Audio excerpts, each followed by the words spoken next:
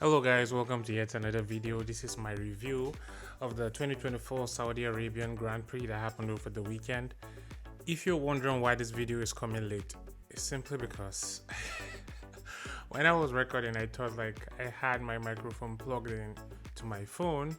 Totally forgot it was plugged into my laptop, and well, basically I was talking to myself for a very long time and the audio wasn't good at all. So this is the second take. So without further ado, let's get into it. And well, because this is coming late, I'm gonna try and make it as quick as possible. Try to cover everything that happened over the weekend quickly. So let's start with my predictions for the Saudi Arabian Grand Prix from last week. For my flop of the week, I'm going Lance. Lance, I'm sorry, but it is what it is. For my surprise driver of the week, I'm going with Lewis Hamilton. I'm sure Lewis is going to perform this week. As I said, it's not common for Lewis to not perform in back-to-back races. So, fingers crossed. In pole position, I said, Carlos Sainz, smooth operation. That's what's coming up. And then, for my top three, Max Verstappen P1, Lewis Hamilton P2, and Lando Norris P3. For my crazy prediction, that's for Yuki Tsunoda to score points for V-Carb race. So yes, from my predictions, well, this week they were a bit shabby. So let's just get into it. My flop of the week, I had Lance Stroll. Well, Lance started the weekend well, and well, let's say he ended up in the wall. So my flop of the week came through. Just like last year, Lance crashed again in the Saudi Arabian Grand Prix. He didn't finish the race. I think very early in the race he was out, maybe lap 4, lap 5, the safety car came out, and well, yeah, Lance Stroll in the wall. I think, but it wasn't, I mean, you can't blame him. If you look at the margin of error there, when he just grazed the wall, but because he was moving on high speed, it broke the axle on his car and he just went straight forward into the Tecro barrier, and yeah, he was out of the race. And funny enough, that's the only safety car we had during the Saudi Grand Prix, which I would say that's a bit surprising because the amount of high speed corners they have there, that just shows the level of these drivers, man. It's just amazing to see. My surprise driver of the week, Lewis Hamilton, he didn't come true. No. Yeah, it was just a mediocre weekend for Mercedes, to be honest. If you during the race, they were good on the straights, but in the corners, oh my god, the way towards the end of the race when Lewis Hamilton and Lando Norris put on the soft tires, and Lewis would catch up to Lando on the straights where there was like no turns and all of that. But when they got into those corners, oh my goodness, the way Lando was disappearing, it was like, nah. The Mercedes needs to work on their cornering speeds, to be honest, especially in high speed corners, because the way the McLaren was disappearing, they couldn't catch up, they couldn't meet up. So yeah, it was an okay weekend for Lewis. In the points, I think he finished, was it 8th or ninth? I think it was ninth. Yeah, probably finished ninth. Yeah, he finished ninth, 2 points. So it was a mediocre weekend.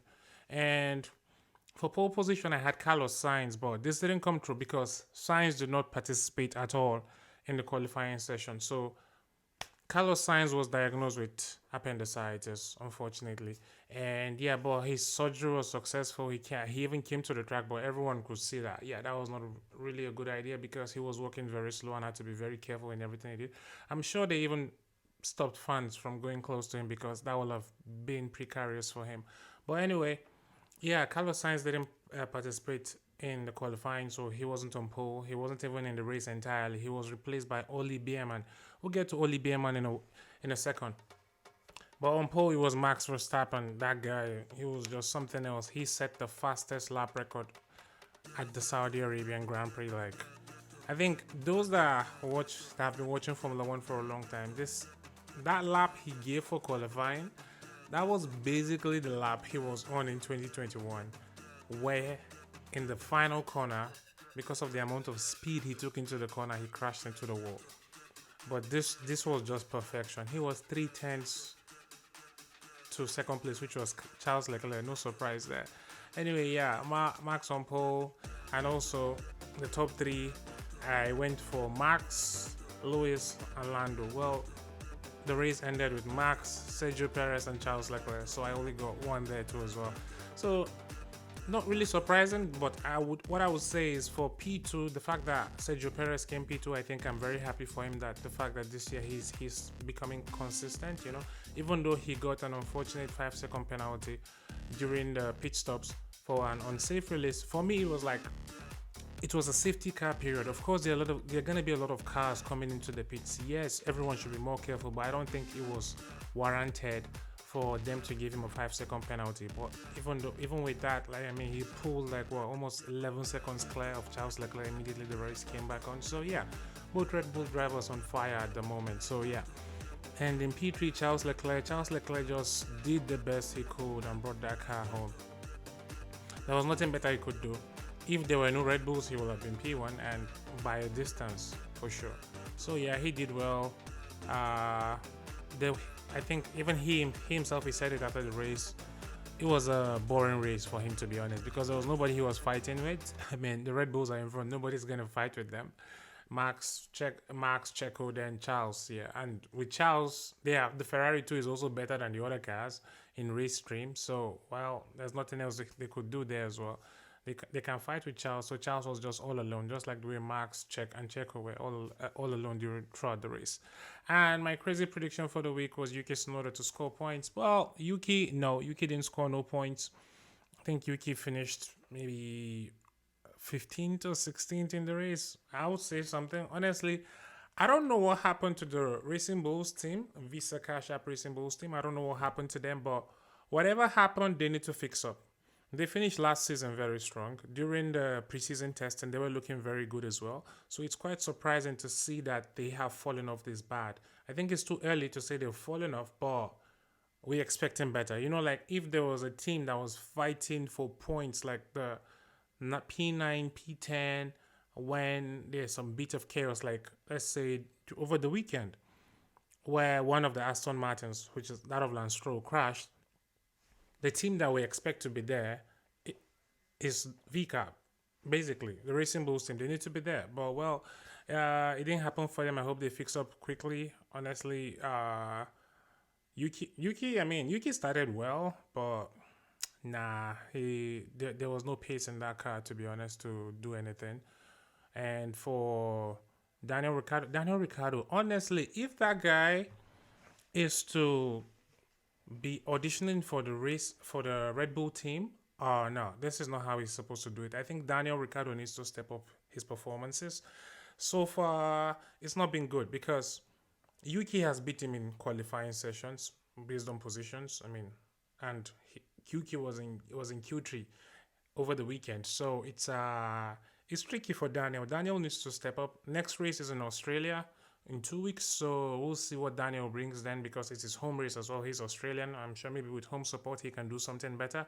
But if this is the audition for him to get into Red Bull, no, I think Sergio Perez will most likely get a 1 year extension, and by the end of the season we might not be seeing Daniel Ricciardo again, because Yuki Tsunoda is absolutely trashing him, and Liam Lawson has been guaranteed a race seat for 2025. So one person has to go. And I don't think it's Yuki Tsunoda because he's doing well.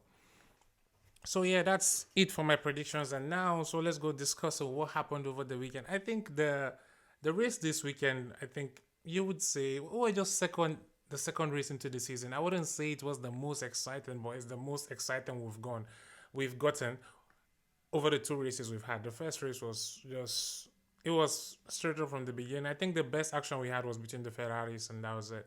But for this past weekend, it was, I think, because we miss chaos, because the cars are so reliable that if they will just continue running, they'll be fine throughout the race. But we got the safety car, we got K-Mag madness. Oh my God. Before we even go there, let's talk about the race stewards. What was that officiating? They were just handling time penalties like nothing. And at the beginning of the race, so Lando had a false start. That's meant to be a 5 second penalty. He had a jump start, sorry. He started before everybody else. That's meant to be a 5 second penalty. For some reason, the race stewards thought that Lando was okay.